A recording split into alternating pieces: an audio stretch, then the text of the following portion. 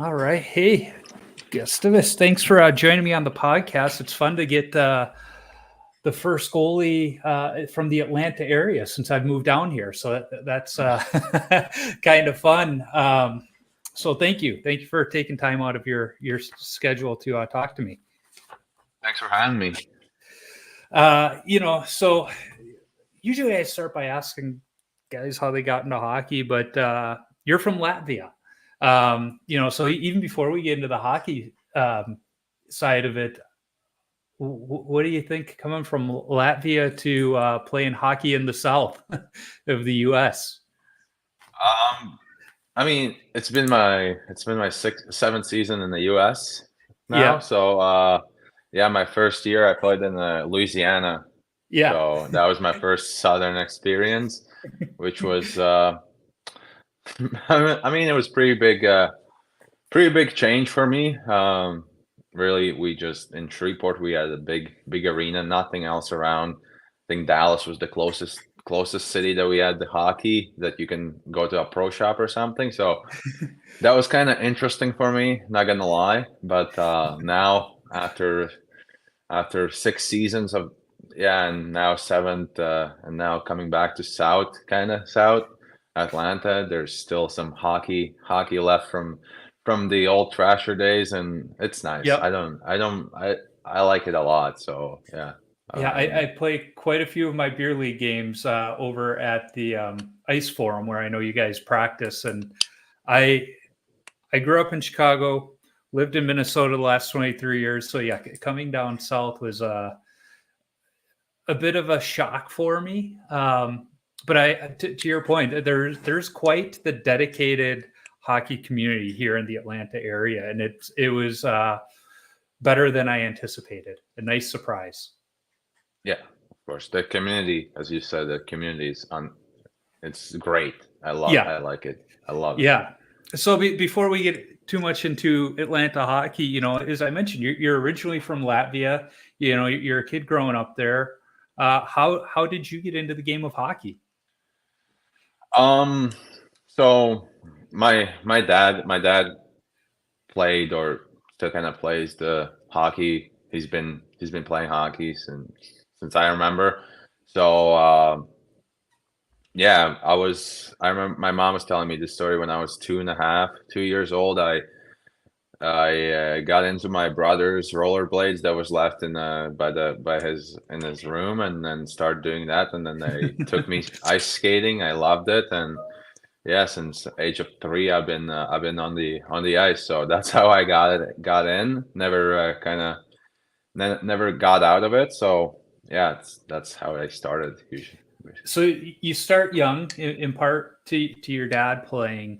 What drew you between the pipes? I know Latvia has it may be a short list, but a list of some phenomenal goaltenders from Archis, Urbe, Elvis, and some of the others. What drew you between the pipes?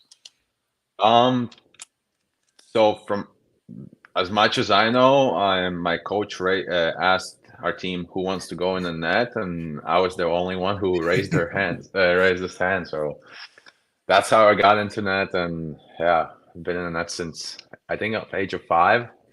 So Yeah, been a while. that was kind of a similar thing for me. I went to tryouts and they just, hey, anybody want to try goalie? And immediately my hand went up. And of course, the coach on the ice at the time that brought me the goalie stick and the gloves, for that little scrimmage at the end of tryouts. I was just wearing player gear, wearing those gloves. It was squirt hockey, so it wasn't a big deal. But that particular coach was a coworker of my dad's, and the next day at work, my dad had a few words for him, like, "How could you do that to me?" He's like, "I thought we were friends." Uh, so you start playing in Latvia again. It's a country that I don't think people realize the um, uh, appreciation for the game of hockey there. And I said a previous guest of mine was from Latvia, and he came over here when he was 12 with his dad. He now lives out in Colorado as a firefighter, Keith Sanders. But he kind of educated me on hockey in Latvia. It's bigger than I think people would anticipate. So coming up through the ranks, how did that go for you? Because I know eventually you made it onto the junior teams? Yeah, I mean, I would say it's once the hockey championship starts, like the World Hockey Championship in May, the Yep. whole country is supporting their team, their country, and everyone kind of chips in and becomes a fan of Latvian hockey. And yeah, and like when you look at the numbers, I would say if you just look at how many players we have, how many kids are playing hockey, it's not so much if you compare it to Canada, US, other big countries like Czech Republic and stuff. And but yeah, it's somehow I think it's the character. There's so much character and love and passion for the sport. And for myself, I remember growing up and looking at these. We had the World Hockey Championships back in 2006 back home. I remember a couple of highlights from seeing They're like my heroes. And growing up, I would say I was more of the fan of the national team, or try to make the national team rather than, I would say, NHL at that moment. Yep. And that's how I think that's what kind of motivates me, or I have something to look up to, and that's how it was. Of course, once you make the junior national team and stuff, it goes on, and yeah, but basically that's what I did, and that's what our whole country is. They're so passionate about the hockey and the national team that it's crazy. Well, and to your point, Latvia is a smaller country, so numbers wise, doesn't have the players that you see in North America. But when you look at the number of players participating in the game of hockey, because you got youth, boys, girls, adult hockey, the number of players participating compared to the size of the country, it's pretty big, so that is cool. And the national team being so important. I know, was it this year at the championships when the Latvian team, made a run, and how big it was. And even though they didn't win at all, just the way they celebrated and appreciated where they were. You don't see that with every country, and especially the Canadians and the Americans, like gold or nothing. But for the Latvians, there's that passion that you talked about of just loving the game. Exactly, and yeah, this year when they won the bronze medal, it was crazy. And even for guys like me, or other guys that were cut last from the team, it was something incredible to see, and everything that we had to go through before, and that the guys went through, and it's crazy like how important that third place, like just a medal, meant for the whole country. And right. And actually, that, like, I don't know if you know about basketball, but our team Latvia went to World Cup in basketball and finished 5th, and that was like the whole country did the same thing. Like, they finished 5th in the world in the basketball, which is even more bigger. Yep. And it was crazy. But yeah, I agree. I'm from Riga, so it's where all the parade happened, and it's such a emotional day for everyone in Latvia. And that's what I was going to say. It was like, correct me if I'm wrong, they made it a national holiday for the parade so that people could take the day off, for winning the bronze medal. Where here in North America, the U.S. won, and it was just like, okay, they won. They're going to go home. They're going to have their medals. They're going to celebrate with their families. But there was no national parade. There was no national celebration, and we won the whole darn thing. Yeah, I agree, because it's like every year, you have a chance for I don't know, for us it was, we go there, and even if before that it was, even if we made the quarterfinals, it felt like we won, like we did such a great job, and yep.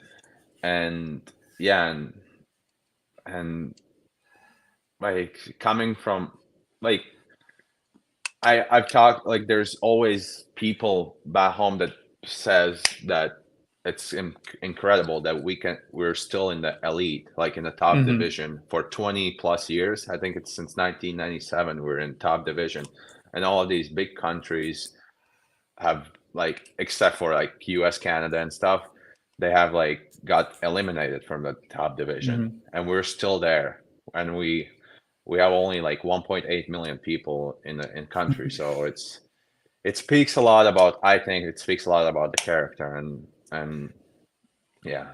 Yeah, no, it's awesome. So you're coming up, you're playing in this hockey culture, and you mentioned, playing for the national team was your goal, as a young kid. At what point did you realize you had a shot to wear that Latvian sweater?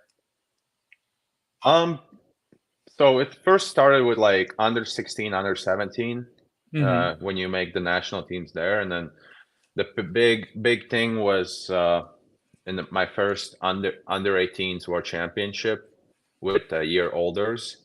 Hmm. We played in Switzerland, and then the same year I made the under 20 World Championship with 2 year olders, and then I kind of you kind of know, like, we don't there's because the country, because of the not so many players around, you kind of there's no other players that can actually, like, Yeah. like for your age, that for under 18s there's, let's say, 50 players, Yeah. maybe a couple of young guys, and then for under 20 there's maybe same amount of players or even less, and that there's like there's no, no one else that will, like, there is, of course there's a competition, but like the main core usually stays the same. You know how you stack up. It's not like here in the US where, you've got your hockey hotbeds of Minnesota, Massachusetts, Michigan, Illinois, and you know where you compare to those guys, but you don't know about that kid that's, hiding in North Dakota that somebody just comes up across and sees, and now, okay, now that they took your spot, you have an idea of who your competition is pretty young.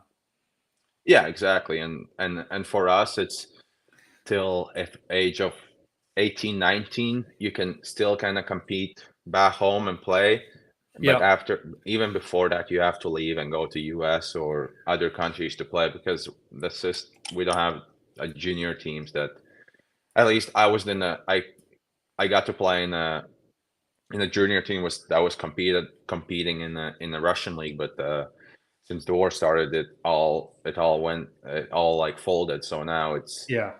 guys have to leave, and you kind of who's doing good and who's playing in these good leagues, and you kind of understand your competition. So, when you going back to your question, when did I know? It comes from those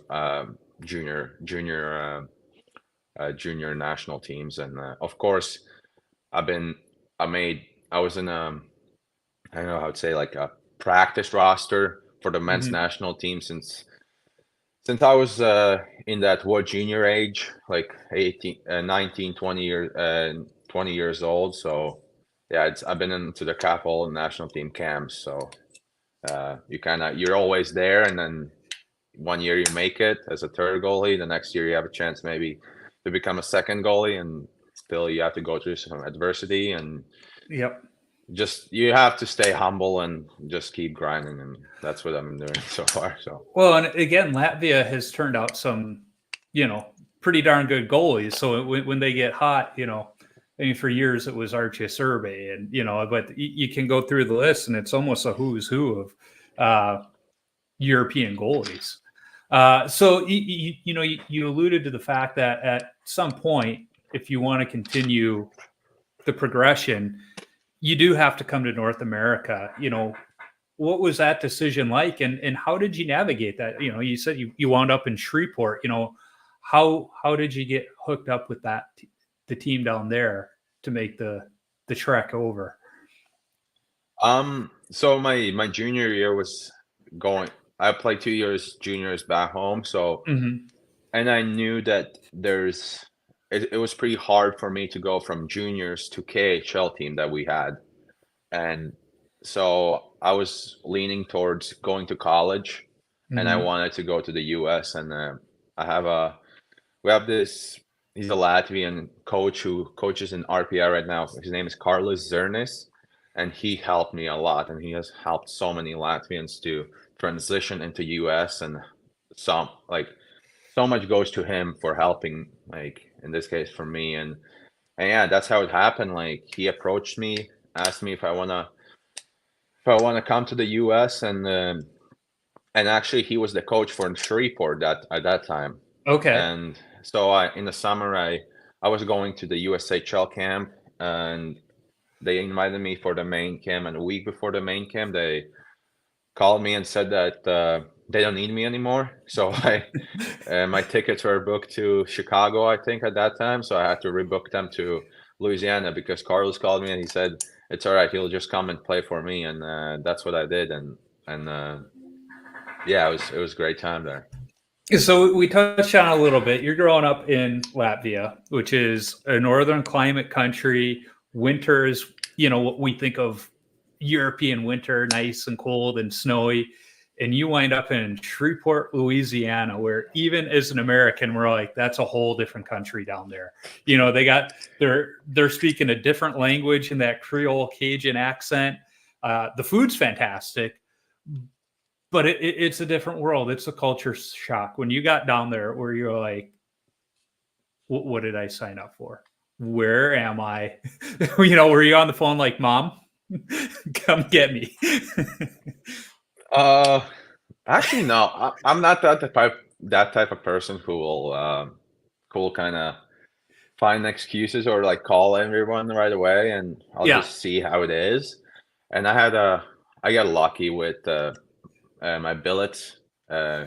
Kevin and Cindy, they took care of me so well, and yeah, it was a little bit, maybe hockey wise, it was a little bit different because of um the arena we had. That was the only second year of the team, so it was just they're getting to settle in. But we played well. Our team was great, and the guys were great, and we ended up winning the championship, the national champion, the NAL Yeah. championship. So I mean, all the positivity. If you win, I mean, nothing really bothers you at that time. So yeah, I enjoyed it. As you said, food was great, and you had to go through some adversity at some point, but it was all, you only learn from that. So yeah, it was a great time. I really I really appreciate the time I spent there. So playing in the Null, you probably played in the showcase at the Super Rink in Minnesota, correct? In the Blaine, Minnesota, right? Yeah, yeah. That was the rink I used to play beer league at before I moved down here. So Okay. that was kind of my shock, skating at the world's largest rink with 8 sheets of ice, and then I get down here and there's only 7 in the whole metro area, not including Gas South. And my daughter's like, "Why are your games so late?" I was like, "Because there's 7 sheets of ice, and where I used to skate had 8, and there were 2 more sheets right down the road, and then there were, and she's like, "Oh yeah, that makes sense." Is like, because they still have to let the kids play, and they have a bedtime. I think I have a bed. I like to be in bed early, but it's like they don't care about that making the beer league schedule down here. But yeah, Exactly.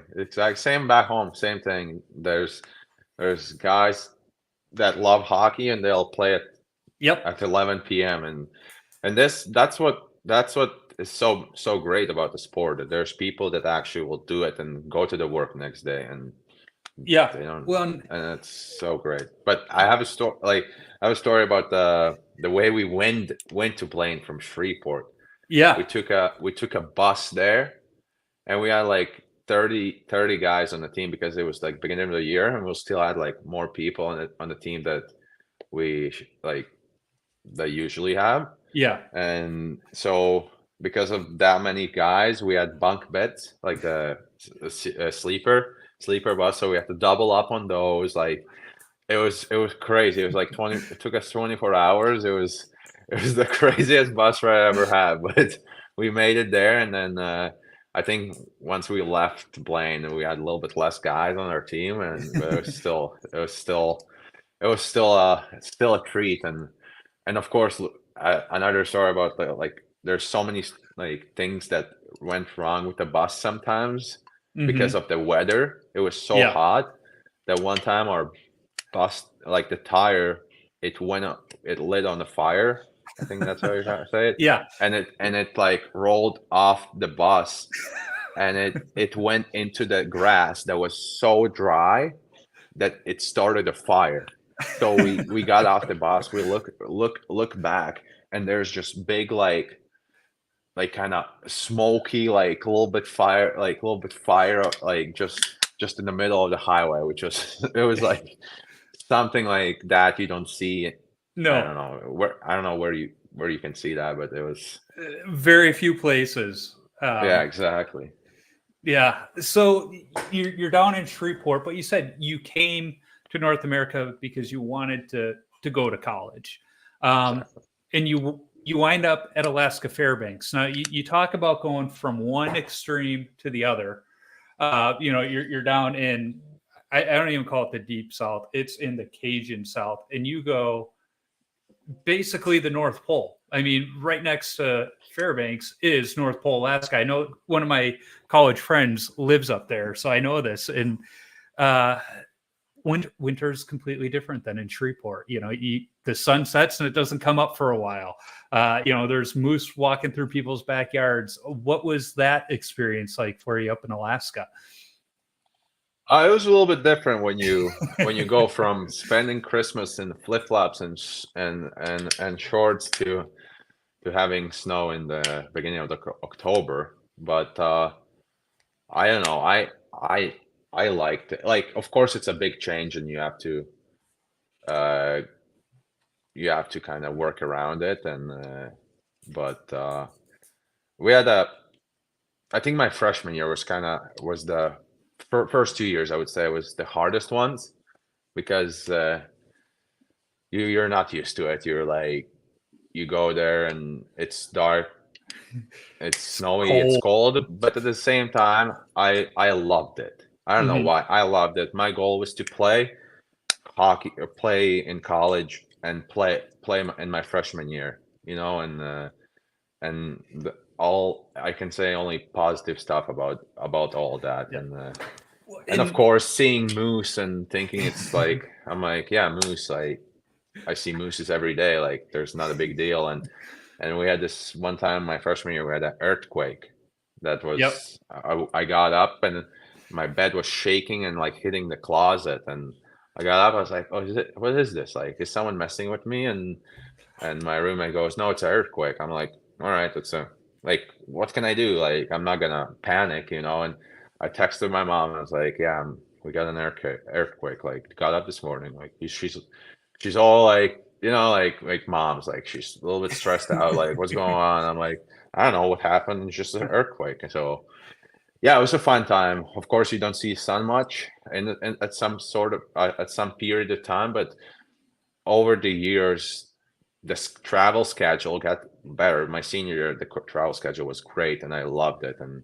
going to and being independent and playing these big schools, it was just so much fun. And yeah, Yeah, you talk about the earthquakes. Most people don't realize that Alaska has so many earthquakes. It's just we don't talk about them because there's in that great big state not a lot of people, so they don't affect people the way they do in the lower 48 because the buildings aren't as big either. So the destruction when it does happen is very minimal. So, you know, you're in Alaska and you said it was a bit of adjustment. I'm sure not just the weather, but balancing being a student athlete at the college level. So I always like to ask the student athletes, what did you study in Alaska? What was your area of focus? I studied just business with concentration in finance and sport management. Okay. So Ex- yeah. that's kind of usual for, I think, for us to study. Yep. Um, and for me, it was my second year in the U.S. and my English wasn't that great, and I didn't. I kind of was scared to pick anything else at that moment. But yeah, like I don't regret it at all. Yeah. I had a lot of teammates that were business majors. We only had one pre med player, In fact, that was Brian Trottier, the NHL great. It was his son was pre-med, and now he's a doctor. But there weren't many of us that were smart on the team. I'll put it that way. We weren't setting any school records for highest team GPA. That's for sure. Yeah, we had I think couple engineer students. At least one that I lived with, he was an engineer student, but the problem was that it's so strict that you can't Mm-hmm. really. It's so strict that you can't really, like, it's so hard to combine, especially with travel, with so Yeah. much traveling. And he couldn't finish it. He went through the school and he couldn't finish his degree because of that. And I think that's kind of a downside if you want to do that, but yeah, it's so great if you do it. Like, it'll pay off. So you're in school during the COVID time, so I know you get that extra year. But your last year, you transferred to UMass Low. What was the reason for the transfer? I wanted Honestly, I wanted to try something new.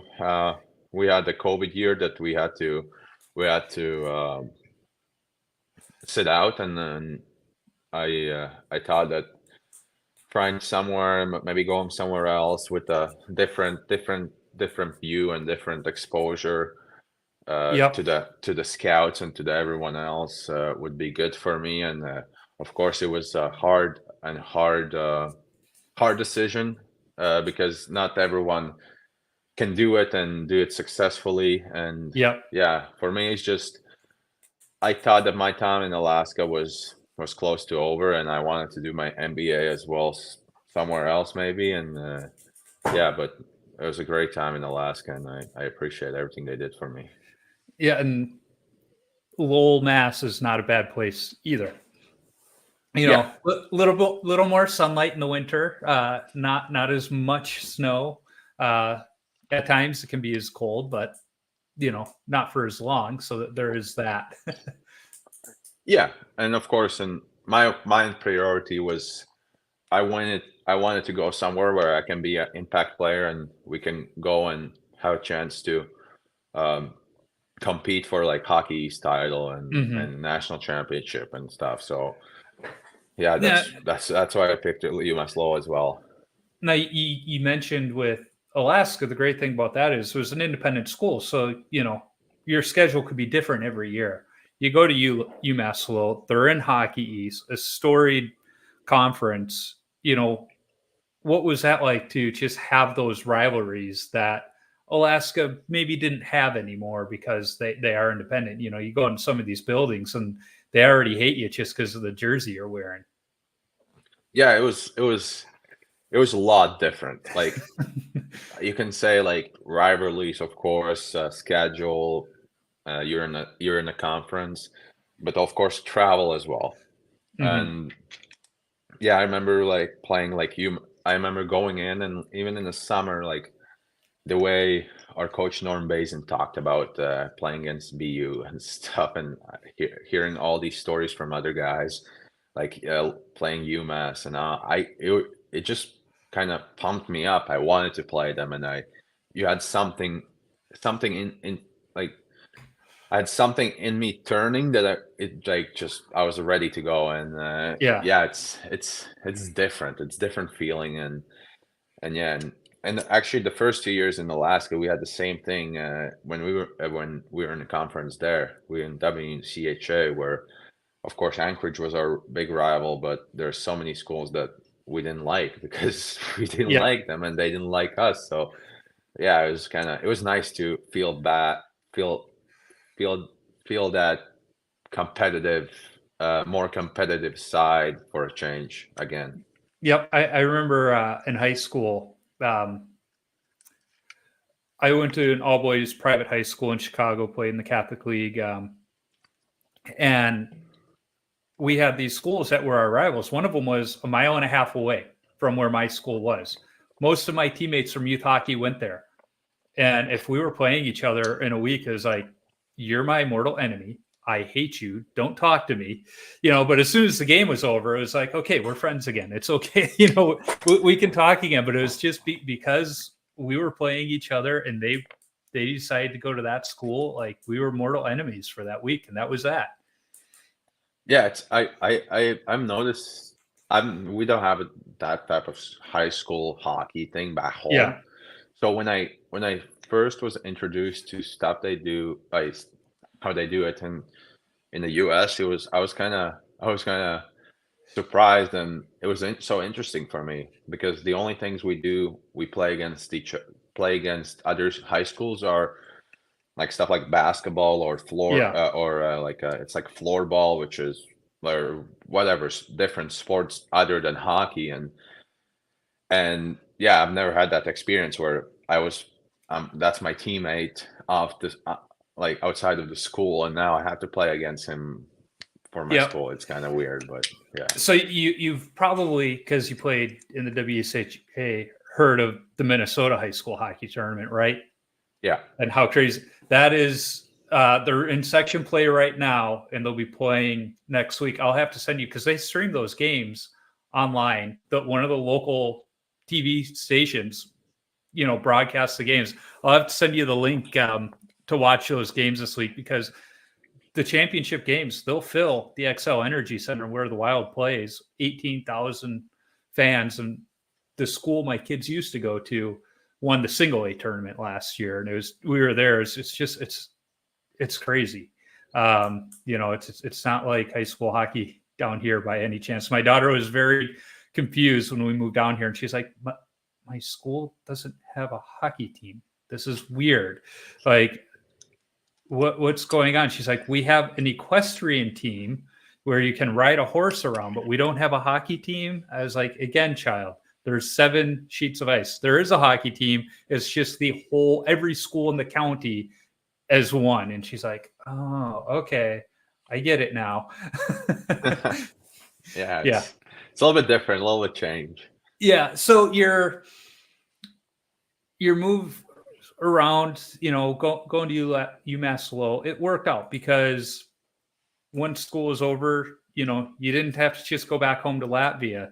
The Preds saw you, and they signed you to a minor league deal. You've played quite a few games in Atlanta this year. You've been called up a number of times to Milwaukee. Growing up in Chicago, I have feelings about Milwaukee. But that's that's a different story. I call it Chicago North. So it worked out for you to make that move. So I guess my question is, when Nashville came knocking, were there other teams, first of all? And, how has it worked out for you? I mean, I know from a professional side, seeing the numbers, you're playing well. But, how do you think it's worked out? I think it's worked out great for me so far. Nashville is a top-notch organization. Mm-hmm. Can't say much more. Like, it's everything they have given to me since the day I signed with Milwaukee has been great, and I love it. And even in the summer training, I went there 2 weeks before the camp started in Nashville and skated with the guys, saw everything. Like, I could use their facilities and stuff, and it's been great so far. And the communication with the goalie department has been outstanding. And and when my season ended in Lowell, of course there is a little bit of talk. I think it didn't go so fast. It didn't go fast. It was just, I think, 2 weeks after I made my decision and stuff. And I'm happy about that. I signed with Milwaukee, and so far it's been so great, all good for me. Now, whenever I think of Milwaukee, I don't know if you've ever seen the movie Wayne's World, but the great rocker Alice Cooper, he's like, oh, Milwaukee, it's Algonquin for Milwaukee, meaning the good lands. It's just one of the great scenes in that movie. It's just because it's so offbeat. But to your point, Nashville has a great reputation for taking care of players. Or there's a reason, a lot of guys stay there for as long as they do. That they don't tend to sign elsewhere unless they're traded or the team just has no plans to bring them back. In fact, my buddy Bonesy, Dustin Smith, he's their emergency backup, and we almost moved to Nashville instead of Georgia, and he was helping me find beer league teams in the event that we did move there. In fact, when the Gladiators signed their deal with Nashville this summer to be their ECHL team, I was messaging Bonesy going, so are they going to need an e-bug? Because, I'm available. I'm not too far from Gas South. And he started laughing. But part of your season has been going back and forth between Milwaukee and Atlanta. How have you been able to navigate that and just kind of find your routine and stick to it? Because when you've been here in Atlanta, you've kind of been the go-to guy. But when you go up to Milwaukee, then you're more in that backup role, just kind of waiting. How have you been able to manage that balance? It's kind of. I mean, it's just different. I would say it's just traveling. The first, like, it's nice to get called up, but you want to play, and that's what my thing is. I want to play, and yeah, I love it. Like every time I get a call up, it's great. Like you're getting called up, which is great, and you hope you're going there to play and stuff. And I end up playing one game, but yeah, I mean, I'm part of their team, so I love it. And every time I go up there, and it's nice to work with the guys or with the coaches, and I'm just waiting for my shot and seeing things I need to work on or improve. And once my chance comes, I'm ready to take bull by the horns, and of course I been up there 3 times, and all 3 times it's been kind of interesting travel day where I have to get in and be a backup and sit those games and but I can only say positive things about like Milwaukee, how they treat me, and every time I get called up, how they set up everything, and it's been great so far. Well, and to that point too, even if you don't get to play in the games, you're still practicing with them, and practicing with better competition, which only makes you better in the long run anyway. In fact, my dad was visiting earlier this winter, and you guys were in town. I can't remember who you were playing. I just remember that Mike Vernon's son was the other goalie, and Jacksonville, yeah. And so we get to the game, and my dad used to have Blackhawks season tickets, and then he had Chicago Wolves season tickets, so he knows there's going to be a drop off, and he goes, okay, so between the AHL and the ECHL, what's the big difference? He said, really the biggest difference is passing. They said, other than that, they're just as fast. Shots are just as hard. Hits are a little more plentiful, and fights are a little more plentiful, but that's because guys are trying to make a name. I said, but really, it's the passing's the biggest difference. Would you agree to that? Yeah, like passing, maybe just the flow of the game. When I go to Milwaukee, and even just practicing or watching the games, it's just the decisions are a little bit more crispier, and the flow of the game is a little bit, passing. Like, that's what it is. Passing, it just keeps the game in the flow, and the shots are the same. Maybe some creativity is there's a little bit more creativity, where in here in the ECHL, there's players that are ready for AHL and they're good enough, but there's the average player is a little bit not as skilled, maybe not as fast as of course AHL. That's why they're in the AHL. Right. There should be a gap, otherwise they should combine both leagues. But yeah, I agree. Well, and one of the things we've started seeing too is the ECHL today isn't viewed the way it was 10 years ago. teams are starting to use it as that development team as it should be. And so, we see it a lot with goalies where a team will send maybe their fourth string goalie down to the ECHL team so that they're playing rather than sitting. I'm sure that's probably true with, some of what could be a fourth line player in the AHL, or do they want to get more playing time? But I want to ask this question. What's been the best part about playing pro hockey, aside from not having to go to class every day? The best part about playing pro hockey? It's a good question. I think it's just it's the best job in the world, I would say. It's you only work 4 hours a day basically, or maybe 5, and work out and skate and stay in shape. I would say that's the best part of the game. And yeah, for sure. I've been just a couple months in it, so it's hard to say for me right now. Sometimes I miss school, where I had I miss sometimes going to the class at 6 o'clock, which was sometimes fun because you learn something, you talk to your professor, if it's a nice professor, cool professor you can talk to, and if it's that something routine. you want to learn something, that's what I would miss from maybe college, is more routine based. But I love it. I've been only a couple months in pro hockey, so it's hard for me to say right now. I've actually heard that from some guys where they say, you go from college hockey and even juniors, you're still going to school, and then you go pro hockey and you get your 4 or 5 hours of work in, and then you have the rest of the day. And it's like, what do I do? And that's where some guys fall into eating too much, drinking too much, whatever. They get into that. It's like they need that routine. They need every hour of the day filled. Otherwise, it's like, what am I supposed to do with my time here? And Exactly. That's why a lot of guys wind up playing video games too. Yeah, and I would see this. I remember learning this from because when I played juniors in Louisiana. I was done with high school, and that was the year that I took kind of off and just played.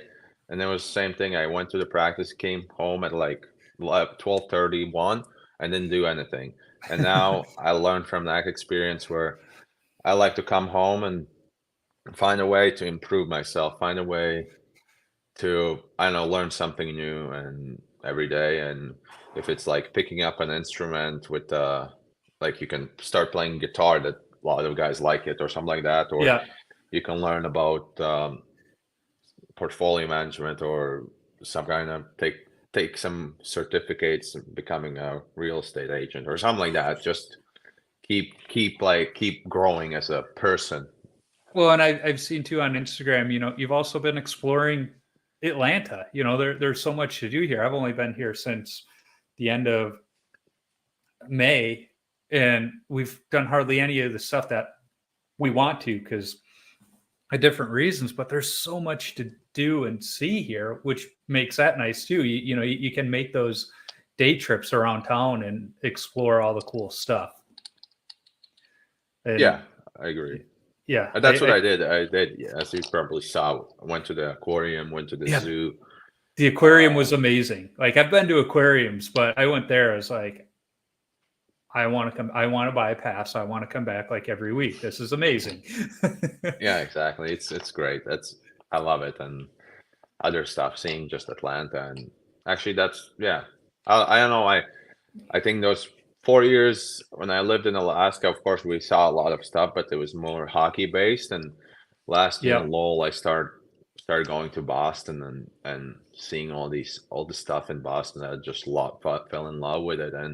And this year too, with Atlanta being right next to it, because we were a little bit outside of Atlanta, and just going there and seeing, finding new places to, I don't know, have coffee or see, or just learning about the culture in general. Yeah, my kids, one of their promises on my birthday was, because I like to go on hikes and just explore places. All right, we agree to at least one hike every other month. So we've been planning out where we want to go hiking. So there's the one place, Tallulah Gorge. If you go in the summertime, you can get a pass to go down to the bottom of the gorge, and the rocks are like natural water slides, and you can ride the river through the gorge. And they're like, all right, we're gonna do that. We're gonna do Stone Mountain and some of these other ones. I'm like, all right, yeah, let's do that and explore and get outdoors and not just but then we've done the Martin Luther King Museum, which was pretty cool and moving, and some of the other things like that. So it's a fun area, but like you said, you're called the Atlanta Gladiators, but you're outside of Atlanta a little bit, which is, heck, you can even be in Atlanta and it's going to take you an hour to get to Atlanta, is what people tell me all the time. But you're in a good spot where it's easy to get places. And then let's not ignore that practice rink, the ice form. I remember when I walked in there the first time, I'm looking at that place going, this was supposed to be the practice rink for the Thrashers. This place is a dump. But the more I go there, it's growing on me. Those horrible tiny locker rooms. It's just the place has got character, and I like it. And on top of that, after our beer league games, we might go upstairs to the Breakaway Grill and get some wings because they have really good wings there. Yeah, have you been to the where the Thrashers' old locker room was? No, they don't let the beer leaguers in there. Okay, so we went there. It's like yeah. TPH thing, right? Yeah. TPH, it's called. Yeah. And we were there for like a week when I got here for the training camp. Yeah. And it's actually pretty nice, like the setup they used to have. Yep. Like, of course, it's a little bit worn down right now, but still, it's huge locker room, huge gym. Like I think when was it, like 10 years ago? 10 years, maybe, 10, 12 years maybe ago. 15. Yeah, something like that. So I think for that age, it was great. And yeah, but it is what it is. Yeah, it's one of those rinks I pulled up. I'm like, what am I getting myself into? And then I walked in there, and that first game, I'm like, Jesus, this place is something else. With the more I go there, like you said, it's got character. And of all the other rinks in the town, I've been to them all. It's like some of them are newer and have done work. I'm like, no, this is the place I like the most now, because it has character, and I think it's really the people that are there, and the players that are there. Exactly. And even I have this story about like last year in the lull, we had this concert or something in our rink, in our Saga Center, and we had to go to this it was like 40-minute drive from the rink to this other community rink, whatever. And it was our like a regular community rink, like it's cold. There's like it's just cold.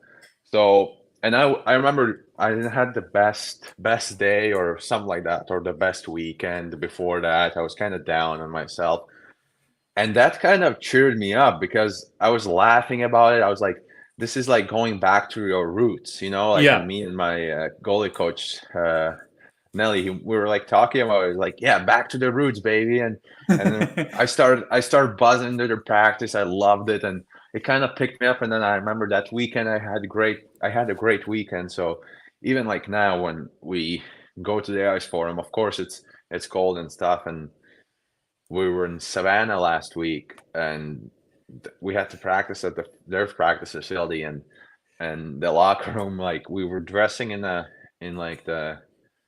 shower area. Like they had just a carpet, like a couple chairs in the showers. And we're like, okay, like, and I loved it. I was like, because I was kind of, like same, like I was like, back to the routes. Like this is what we need. Like, let's go. And it's kind of, you just kind of, you don't find excuses for that. You just kind of, I don't know, like just go with it and have fun with it, and I loved it. And you're remembering, hey, at the end of the day, I get to go out on the ice and play some hockey. It doesn't matter what's beyond the ice. I get to go out on the ice and stop some hockey pucks. Yeah, exactly. Just that's what it is. Like you can go on the pond or lake and do the same thing and have so much more fun than going to, I don't know, to a big arena or I don't know, like something Yeah. like that, you know. Yeah, it's funny. I've had the opportunity to skate in some of the bigger arenas. I skated at All State Arena where the Chicago Wolves play. I've skated at 3M Arena, Mariucci, where the Gophers play, and some other places. And it's like, it's cool, but at the end of the day, it's just ice. You know, it's either an NHL sheet or an Olympic sheet. It's, you know, it is what it is, and we're out there having fun. Yeah, but yeah, I agree. But I remember like what's it called, Mariucci, where Yeah, golfers play. I yeah, That was my first, like, the seats make their logo, you know, like the yeah, M. yeah. I remember growing up when I was like 14, 15 years old and seeing that. That was my first introduction to college hockey, and I fell in love with that place. It's a And cool then rink. and the senior year when we went there with Alaska, I remember after practice, I just took a knee in the middle of the ice, and like I was just staring at it, and I was like, I'm here. Like that was my kind of my moment where I was like, oh my God, I'm here. Like I was when I was 14, 15 years old. I remember seeing it and being like, yeah, I want to play college hockey. It will be so much fun, and now I'm here. And yeah, that arena, I don't know why it's Oh, so like, there's so much history there too. My biggest gripe about that arena though was how high the player benches are. It's like even when you probably weren't sitting on the bench, no, no, I but can't. when you sit on the bench, like they're so far off the ground, like my legs were dangling, and I'm 5'10", 5'11". It's like that. It shouldn't be that high off the ground, but It's it is it's what better it it's is. better than super low, Yes. because you know, I don't know if they do that in the US, but I remember, I know in one of the leagues in Europe, I think in England, in Belfast, Hmm. when we went there to play the Friendship Four, the opposite team bench, their benches were super low On purpose, because probably. on purpose, because once you sit super low, your legs don't recover, so it's like, it's a disadvantage for the away team, you know, like, Yeah. you know, where in NHL there's probably regulations about everything, Yep. about benches and stuff, but there's it was super low, and I think after that they changed it or something like that. I remember someone was telling me something, but I was like, that's so hilarious that you see look at the other guys, and the bench is super high, and then your bench is like just basically nothing's there. You have to sit on the floor. Well, you talk about teams doing things intentionally like that. I think it was the University of Iowa for college football. For years, the visiting team's locker room was painted pink, and there was no hot water in the showers because they knew it would upset the opposing team players. So they're like, Oh, it is what it is. And then too many people complained, and so they had to get rid of the pink. They had to provide hot water. Now, what I hear is the hot water isn't necessarily very hot, but it can be considered hot water. okay. I heard Yeah. this story about the Miami Dolphins Yep. football team, where their stadium is built so the opposite team is wearing black and the sun is on them the whole game time or something like that. Yeah. So the Dolphins always wear their white jerseys. So the other team has to wear their dark jerseys. Yeah. And the way the stadium is, yeah, the visiting sideline is, as long as it's daytime, always in the sun, where the Dolphins somehow magically are always shaded regardless of where the sun is in the sky. It's like, yeah, Yeah, there's those little things you can do. yeah, Um, exactly.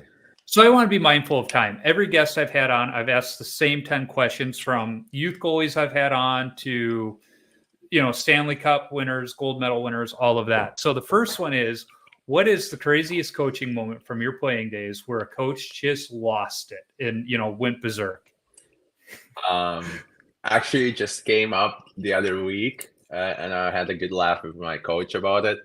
It was in Shreveport, and our coach, we had to go to World Championships that year Yeah. with my team Latvia coach. He was coaching in Shreveport as well, and we're down like 3-1 or something like that, and we just killed a 5-on-3 penalty, and coach just lost it because we got another penalty. And our coach just took he started throwing like bottles on the ice and everything because he was so like mad about the ref. And oh no, before that, he looked at the guys and asked like, "Are you guys good to do another 5-on-3?" And the guys are like, "Yeah, let's do it." So our coach started throwing like water bottles, like tape, everything. And then our equipment guy, I remember looking at the equipment guy. He was standing on the far side of the bench, and he's like, "Bring me this." Like our coach was like, "Bring me the sticks." So our equipment guy grabbed like 7 sticks like this, put it right next to the coaches, went to grab another 7 and put it right next to the coach. And coach was slowly putting the sticks. He was like kind of like tossing them like this on the ice. And he's like, and then none of our guys were picking up the stuff. He got kicked out. I was like, got a couple of games of suspension, but that was the craziest moment because I was in the net. I remember I was like laughing. I was like, "What's going on?" That was one of the craziest moments of the coaches. Well, at least he asked if you guys were ready for a 5-on-3 because who knows? We loved it, and that's the thing. We loved it. That was so great. Yeah. So the next one is, what is your favorite all-time goalie mask? Where you're like, that is just pure art right there. Like mine, or in like it could be general. Could be either. Most guys say in general, but I've had guys answer both ways.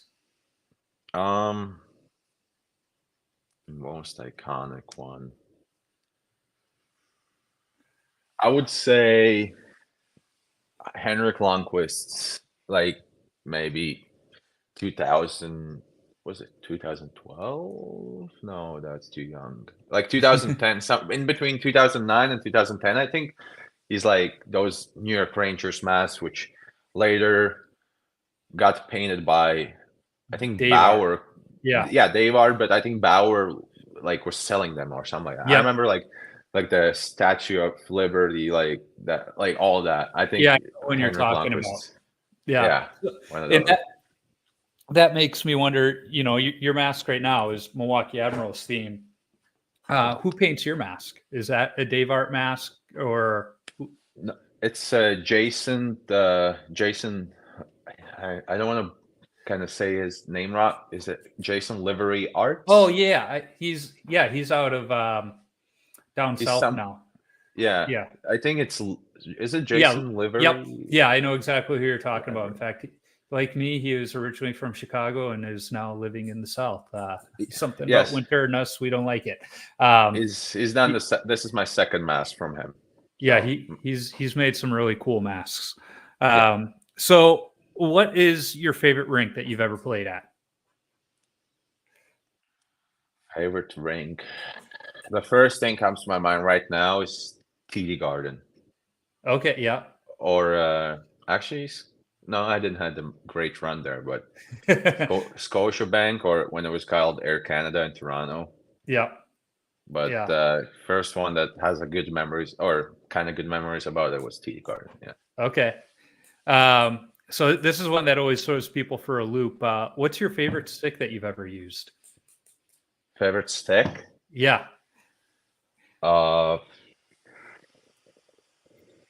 Actually, this one, my Supreme Mac Mock. Bauer. What do you love about it? Is it just because it's so darn light and? Yeah, it's light. It's comfortable. I love it. Always loved the Supreme one, Bauer Supreme sticks. And okay. Yeah, I would say so. So what is your favorite youth hockey memory? Favorite youth hockey memory is definitely my first ever medal that I got when I was 6 or 7 years old. So back home at 6, we played on cross ice, but the big with like regular size nets. Mm-hmm. And then we went to Netherlands to play a tournament there. And we, of course, played cross ice, but then we played with the smaller nets and with the blue pucks, because back home we played with the black pucks. But they already made the regulation change there where our age had to play with blue pucks and small nets. And I didn't let a single goal in the whole tournament, and we won it. That, And I got my first ever gold medal, or like that medal, like whatever. yeah, that's awesome. And every time I show up for beer league, I see those little nets sitting in the corner. I'm like, could they just put those out for one of our games and see how it goes? I'd feel much better about myself. But I have to ask about hockey in the Netherlands because uh, my grandparents on my mom's side are actually from Holland. My grandpa fought in the war for the Dutch Resistance Army, and we never really talked hockey in Holland. So, how was the hockey scene in the Netherlands? Is it just like a niche little sport there, or I think it's growing. Like, not, I've been only there once in my Mhm. hockey turn for like hockey, and when I was 6 or 7 years old. So It's I don't been a have while. much knowledge. I Yeah, know my old coaches there. He has good connections there, and he coaches there. I think it's growing, of course. Like, I think hockey in general is growing in Europe, but I think it's getting better. I don't want to say much because yeah. I have no information about it. Yeah, when my grandpa would watch us grandkids, he would teach us Dutch. The problem is he only ever taught us the swear words, so that's all I know in Dutch. So, what is the best chirp you've heard on the ice, off the ice, directed at you, not directed at you? Did it come from you to another player? Best chirp. The only one that, right? I don't even know. Like, I've heard so many stuff where I know they're not right. I know they're wrong. Like, Yeah, where I know I've got in their heads. Where they say that, "Oh my God, you're so bad." I was like, the score is 0, like we're winning 1-0. I just made the greatest save ever, like highlight, and you're yeah, saying that I'm bad. All right, like that's on yeah. you. Like, yeah, that's a tough one. Like, to think of, the first one probably that comes to my mind is down when I played in Louisiana. It was the the one I heard was, "Or where are you going next year?" Like, they're asking, "Or where are you going?" Because some guys were committed to D1 and stuff, and Yeah. they're asking, "Where are you going?" And they knew that the other guy is not committed. Yep. And at that time, I didn't get it. I was like, "What do you mean where I'm going?" Like, like that. And now I get it why they were asking, because I mean, English is my second language, so, Yeah. and I didn't even speak, or I understood it, but like there's so many things that you don't understand, Yeah. like phrases and stuff. Maybe that, or I had in the same year in Shreveport, I just came back from the World Junior, or from the, like, World Juniors, but we played in a lower division, Hmm. like step down, and played against France. And there's this player that played for Shreveport's biggest rival was Lone Star, which was in Dallas. And they had this one guy on the team that he couldn't score a goal on me or in that tournament. And when he went back to we played against them a couple of weeks later in Lone Star, and they scored a goal on me. It was like, score was like, I think we were winning like but 3-1 or something like that. And the guy came up to me. He's like, "Oh, you're so bad. You're so bad." I was like laughing about it, like, because the first thing in my mind was like, you couldn't score on me. You couldn't score on me then, and you didn't score on me now. You're just telling me this because, like, like, you just want to get in my head, like, but you Yeah. can't, like. So There yeah. was there was one of those beer league games where we weren't doing particularly well, and the other team had scored a goal on me, and this guy is just in my face. He's like, "You're the worst. You can't stop puck, blah blah blah." And I just looked at him and was like, "You haven't scored on me yet today." Apparently I'm not that bad. And one of his teammates was standing there, just lost it. And this guy's like, he's like, he's got a point. Either if he's that bad, you must be worse if you can't score on him, buddy. Exactly. Or just Yeah, or just tell him that oh yeah, I know I'm bad. Like I know Yeah. I'm bad. Like what are you gonna do about it? Yeah. One time somebody was doing that. It's like, yeah, that's why I'm playing beer league. That's Exactly. like I know you're not telling me anything new that my kids don't tell me every day. Uh, Yeah, so we're on the same ice. yeah, exactly. So, what is the worst post game beverage?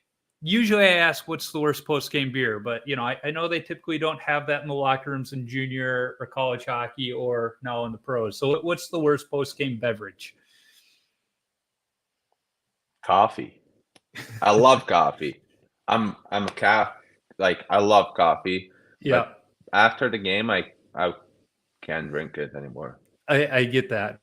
Well, not only that, but after a game, you've already got that energy rush, which is going to make it hard to sleep. Throwing coffee and might as well not plan on sleeping for the next 2 days.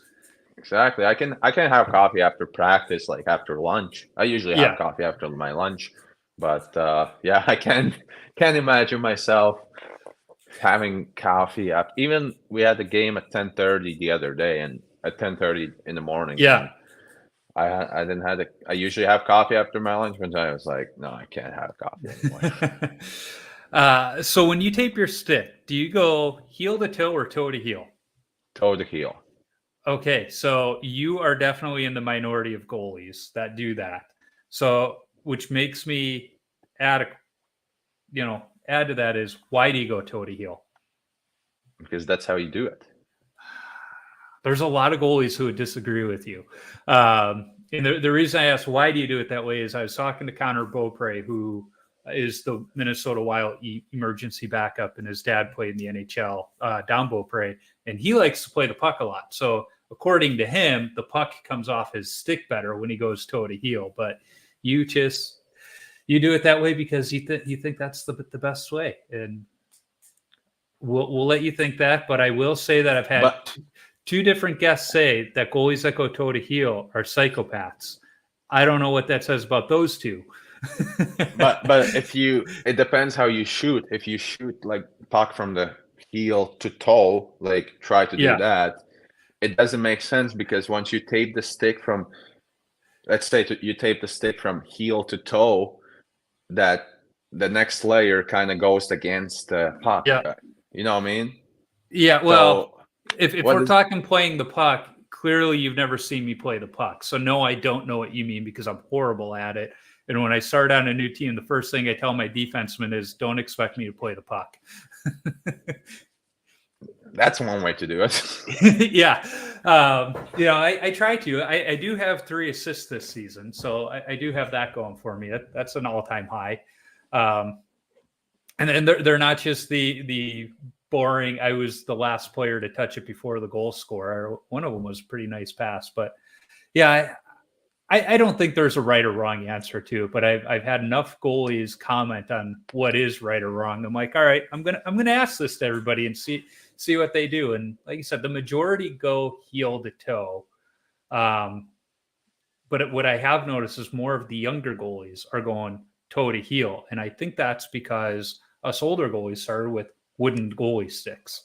And we had to tape up along that heel of the stick to make it last longer.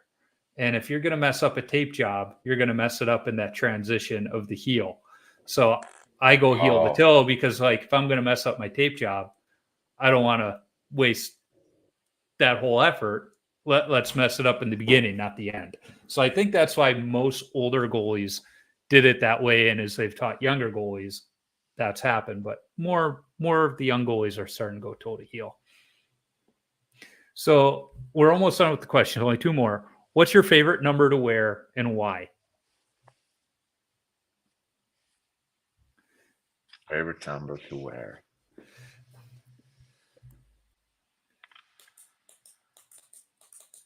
I would say, and like 12-year-old me would disagree with me, but 30 Yep, right it's a now. good number. Because when I was 12, I wasn't a big fan of 30. I was still when I came to US, I was like, I don't like 30, but it's been working out for me so well. So just 30 probably is the one.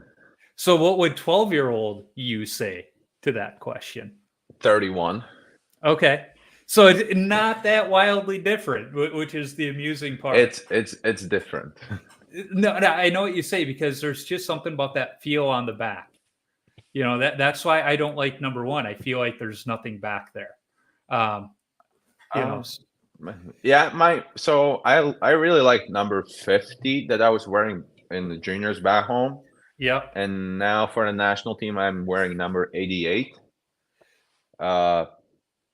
Yeah, and I wore number one for 3 years, and now in the US, I'm usually 30, or I'm in Milwaukee, I'm 39.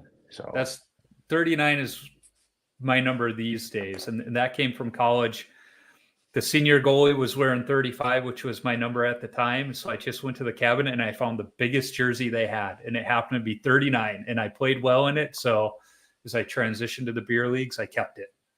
yeah, and for actually for me, it was when I got to Shreveport, we played preseason game, and I got number 30, and I played well that preseason games, and our coach asked me what number you want. I was like, what are the choices? He said 130 or like 33 or something.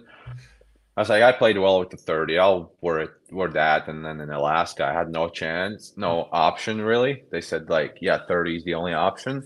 And in Lowell, they asked me what number I want to wear, and I said 30. And I remember I think on the email, my equipment guy was like, okay, I'll ask coach if you can wear that. I'm like, why? And then I was looking at the players that wore that number before, and there was Dwayne Rolson, who was Yep. wearing 30 in Lowell. So that was a pretty heavy number to have, other than maybe 37 for the goalies Yeah. there because of the Connor Hellebuck. So I was like, okay, it's a big, big shoes to fill in that moment, but it all worked out for me. So the last question, it's my favorite one to ask. What advice do you have for young goaltenders? Hmm.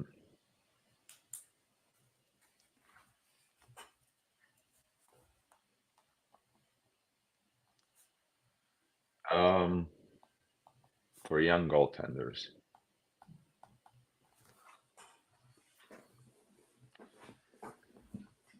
For young goaltenders, I would say it's work hard and good things will happen. That's for young goaltenders. That's what it was for me. Yep. Yeah, if you're not the most talented, maybe you're an underdog, or someone hasn't seen you, or you think no one's watching. You never know. It's just work hard, and there might be someone in the stands or whatever, and you never know who you can cross paths with. So yeah, just work hard and good things will happen. Well, and that's just good advice for life too. Not just hockey, but life in general.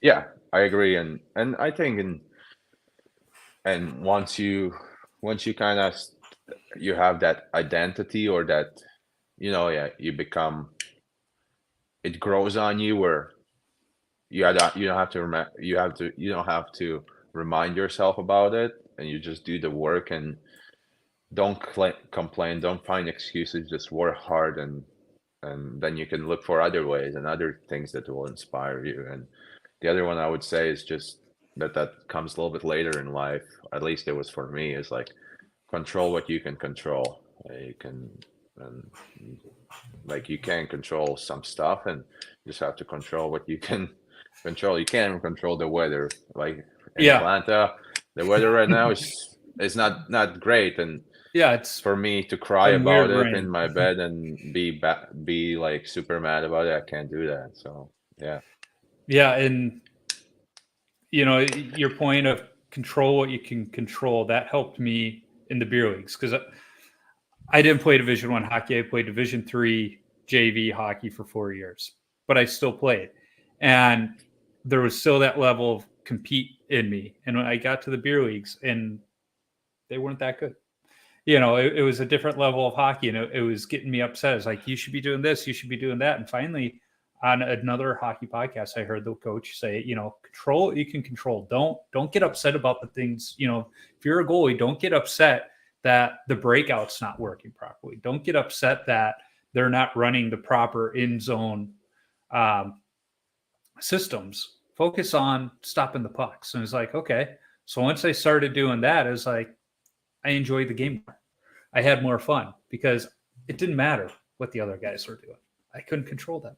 And it's kind of the same thing, in life and work. Like I just worry about the things I can control, and those that I can't, okay, I'm not going to get too upset about it because there's nothing I can do about it. I can, like you said, I can sit here and cry about it, or I can just, all right, it is what it is. Go on with my life and be happy. So, Exactly.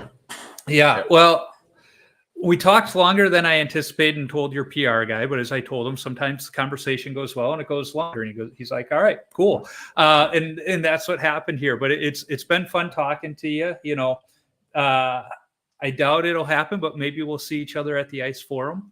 It'd be fun to run into each other, maybe get on the ice one of these days. Maybe the Gladiators need an emergency backup or a practice goalie. I'm always available. Let them know that. Well, you never know. We already had, I think, 3 emergency goalies called up this year. So yeah, you never know what can happen. Yeah, I'm 20 minutes from Gas South. So if they need, even if it's for practice, if they need somebody, I'm a very good live shooter tutor. I mean, we're checking the numbers even in beer league, so you never know. Just show up the good numbers, and you never know. Yeah, and hey, if you're ever looking for adventure around town, but don't want to go solo, I'm still exploring too. So I'm happy to explore some parts of town with you. All right, good to know. Thanks. All right, well, good luck the rest of the season. I'm hoping to get out to another game or two. So if I do, I'm not going to lie, I'll be sitting behind the other goalie because it's more fun to cheer for Gladiator goalies in front of me than it is the opposite. So, but I'll be loud for the period you're in front of me. Okay, thanks a lot. All right, have a good one, and thanks again. Yeah, thank you. Have a good day. You too. You too.